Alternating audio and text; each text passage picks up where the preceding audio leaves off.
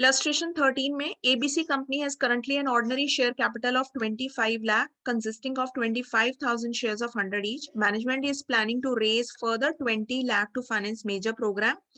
और उनके पास ये ऑप्शंस थी, सारे के सारे ऑर्डिनरी शेयर्स ले लें, ऑर्डिनरी शेयर्स मतलब equity shares. Secondly 10 lakh shares ordinary share से ले लें एंड बाकी के 10 लाख लॉन्ग टर्म बोरिंग कर लें 8% इंटरेस्ट रेट पे. थर्ड ऑप्शन 5 लाख के ऑर्डिनरी शेयर्स, बाकी बैलेंस 15 लाख वो लॉन्ग टर्म बोरिंग कर लें बैंक से 9% पे. Fourth option 10 lakh ordinary shares and 10 lakh preference shares issue करके और उन प्रेफरेंस शेयर्स पे वो 5% डिविडेंड अनाउंस कर दें. So company expected earnings 8 lakh rupees की ABIT है जो वो एक्सपेक्ट कर रहे हैं और कॉर्पोरेट टैक्स एक्सपेक्ट कर रहे हैं 50%. अब उनको ये डिसाइड करना है कौन सा ऑल्टरनेटिव उनके लिए बेस्ट रहेगा. सो चार ऑप्शंस हैं उनके पास, प्लान 1, 2, 3 एंड 4. ऊपर ऐसे लिखना बेटर होता है ताकि भूले ना. प्लान 1 में सारे के सारा 20 लाख उन्होंने ऑर्डिनरी शेयर से लिया. प्लान 2 में 20 लाख कैसे रेज करा? प्लान 2 में 10 लाख उन्होंने ऑर्डिनरी शेयर से लिया, 10 लाख के ऑर्डिनरी शेयर से लिया और बाकी 10 लाख का उन्होंने लोन लिया 8% पे. प्लान 3 में उन्होंने 5 लाख ऑर्डिनरी शेयर से लिया एंड 15 लाख उन्होंने लोन लिया 9% पे. प्लान 4 में आधा आधा 10 लाख के ऑर्डिनरी शेयर्स एंड 10 लाख के प्रेफरेंस शेयर्स जिसपे उन्होंने 5% डिविडेंड पे करना है. तो चारों सिचुएशन अब हम कैलकुलेट करेंगे. अर्निंग्स है 8 लाख की, उसमें इंटरेस्ट माइनस करेंगे. इंटरेस्ट कहाँ पे देना है? ये 8% कैलकुलेट करेंगे, 9% इधर कैलकुलेट करेंगे. तो ये इंटरेस्ट माइनस करेंगे. 8% ऑन 10 लाख, 9% ऑन 15 लाख. सबसे पहले इंटरेस्ट पे किया जाता है, वो माइनस करके जो अर्निंग्स आती हैं, ये अर्निंग्स आ गई, उसमें से टैक्स पे किया जाता है. टैक्स इज 50%, ये 50% इन अमाउंट्स पे लगेगा.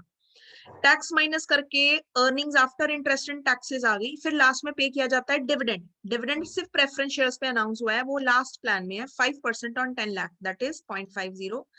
ये डिविडेंड माइनस करके जो अल्टीमेटली इक्विटी शेयर होल्डर्स के लिए अर्निंग्स बच गई वो ये बच गई चारों प्लान्स में. नंबर ऑफ इक्विटी शेयर्स कैसे हम निकालेंगे? Just have a look. Number of equity shares पहले कितने चल रहे थे? 25 लाख. इसमें 20 लाख के और आए फर्स्ट प्लान में, तो टोटल बन गए 25 प्लस 20 45. 45 लाख डिवाइड बाय 100 के शेयर हैं 45,000. तो इस तरह से आप नंबर ऑफ शेयर्स 4 प्लान्स में कैलकुलेट कर लोगे. नाउ ईपीएस हम कैलकुलेट कर लेंगे. ईपीएस कैसे? जो अर्निंग्स बची this 4 lakh divide by number of shares, EPS आ गई. इस स्लैब में earnings 3,60,000 divide by number of shares, EPS आ गई. तो 4 प्लान्स की हमने ईपीएस कैलकुलेट कर ली. अर्निंग पर शेयर सबसे ज्यादा हाई किस में आई है? इस वाले प्लान में.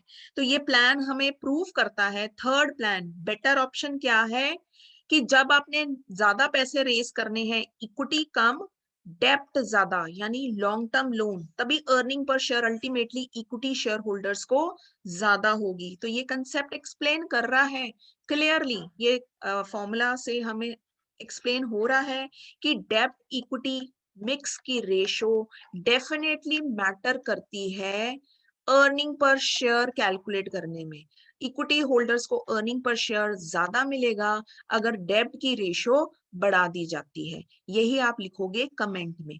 When they are asking which alternative is best, so you will write plan 3 is best because earning per share is high in this as compared to the all other plans, and this plan 3 clearly indicates that debt equity mix do affect the earning per share, and when debt is raised then earning per share also increases.